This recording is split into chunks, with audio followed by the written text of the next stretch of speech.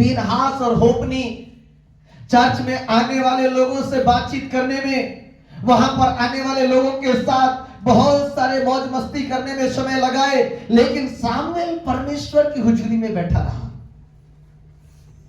उसके कलीग्स, उसके यार, उसके दोस्त उसके आंखों के सामने रंगरेलियां कर रहे हैं, तो भी शामुएल ने कहा, मैं इसलिए खुदा के भवन में नहीं हूं कि मैं तुम्हारी तरह जीऊं, मैं इसलिए हूं कि मैं परमेश्वर की सुनूं।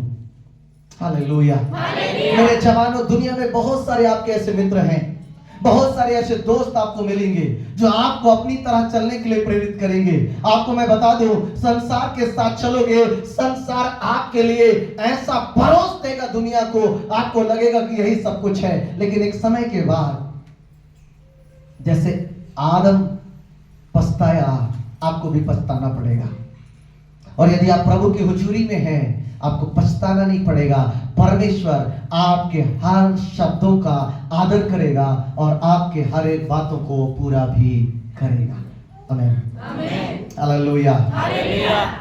दो प्रकार की जिंदगी है। एक लाइफ वो है जो प्रभु की उपस्थिति में है, और दूसरा लाइफ वो है जो कहां छुप गया? झाड़ियों में। छुपता वही है जो खुदा को नहीं सुनता, भागता वही है जो परमेश्वर की नहीं सुनता, पिता की नहीं सुनता। हमें पिता की सुनने की जरूरत है। आमीन, हालेलुया। मैं आपसे कहना चाहता हूं, बाइबल में लिखा, यदि आप पढ़ेंगे मेरे साथ मत्ती रचित सुसमाचार उसके हालेलुया 7वें अध्याय को, और उसके 7वें वचन से आगे लिखा है, कोई एक जन पढ़ेंगे, मांगो तुम्हें ढूंढोगे तुम खटखटाओगे तुम्हारे लिए खोला जाएगा। आगे लिखा है, जब तुम बुरा होकर अपने मांगने वाले को अच्छी वस्तु देना जानते हो, तो तुम्हारा स्वर्गीय पिता तुम्हें क्यों ना अच्छी वस्तु देगा। उस पिता के पास आइए, वो पिता आपको बेहतर से बेहतर देगा। आमीन, हालेलुया, हालेलुया। वो हमारा जीवित परमेश्वर है, वो हमारा सच्चा परमेश्वर है। हम उसकी हुजूरी में आए, उसकी उपस्थिति में रहें। Hallelujah, hallelujah. एक और घटना बाइबल में है, जब इसहाक बूढ़ा हो गया। इसहाक के कितने बेटे थे? 2, याकूब और एसाव। बाइबल में लिखा है, एसाव बड़ा था, याकूब छोटा, और उसकी मरने का टाइम आ गया, और वो अपने बेटे से कहता, याकूब से, एसाव से, हे मेरे बेटे, जा जंगल में जा और शिकार करके आहर करके ला, और मुझे बनाकर अपने हाथों से क्या कर? खिला, और तू मेरे सामने क्या करे? बैठे, और मैं तुझे जी भर कर क्या दूं? आशीष दूं।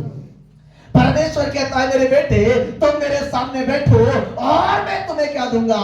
जी भर कर आशीष दूंगा। जो खुदा के सामने ठहरेगा, पिता उसे जी भर के आशीष देगा। मेरे जवानों, भगोड़े मत बनो, पिता के सामने ठहरो, वो तुम्हें जी भर कर क्या देगा? आशीष देगा। हालेलुया। मैं कभी सोचता हूं, हमें ये बातें किसी ने नहीं सिखाई। जब हम प्रभु में आया, हमें कोई नहीं सिखाया। हम जितना पढ़ सके हमने पढ़ा, हम जितना हो सके हम प्रभु के सामने आज भी बैठते हैं। वो जो हमें सिखाता है हम आपको बताते हैं। आपके पास कोई है जो आपको गाइड कर रहा है, आपके पास कोई है जो अपना एक्सपीरियंस साझा कर रहा है। आपको तो हमसे डबल अभिषेक में होना चाहिए। आमीन, हालेलुया। क्यों? क्योंकि किसी ने प्रैक्टिकली अपना लाइफ बता रहा है आपको। हमारे पास प्रैक्टिकल जीवन बताने वाला कोई नहीं था। Hallelujah, hallelujah. हमने तो वहां कलीसिया शुरू की, दिन में पान का दुकान और शाम को आराधना। ऑटोमेटिक आत्मा ने बोलने लगा कि ये सही नहीं है, और वहां से सीख कर आज हम कलीसियाओं का संचालन कर रहे हैं। प्रभु के सामने ठहरो, जीवित परमेश्वर के सामने ठहरो। जैसे हालेलुया इसहाक कहा कि मैं तुझे क्या दूंगा? जी भर कर आशीष दूंगा।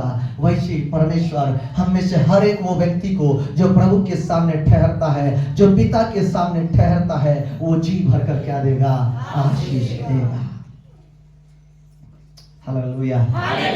लेकिन वहां पर हुआ ये कि एसाव उस दिन कोई भी शिकार नहीं किया। और उसका फायदा याकूब उठा लिया। वो एक बकरी का बच्चा लिया, लिखा है बाइबल में, और उसको मारा, काटा, बनाया और अपने पिता को ले जाके क्या किया, खिलाया। और बाइबल बताती है उसके पिता ने उसको जी भर कर क्या दिया, आशीष दिया। याकूब, हम लोग एसाव का परमेश्वर कहते हैं क्या?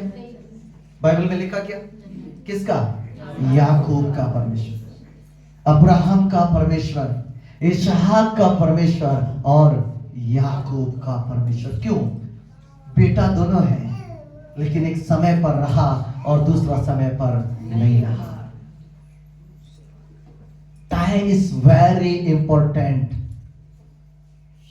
आपका जीवन का जो समय है, क्यों मैं आपको बोलता हूं, मैं आपको बेरोजगार देखना नहीं चाहता, लेकिन मेरा उद्देश्य है जिस चीज में आप अपना टाइम खराब कर रहे हैं ना, वो आपके लाइफ को ब्लेस करना है। Hallelujah, hallelujah, hallelujah.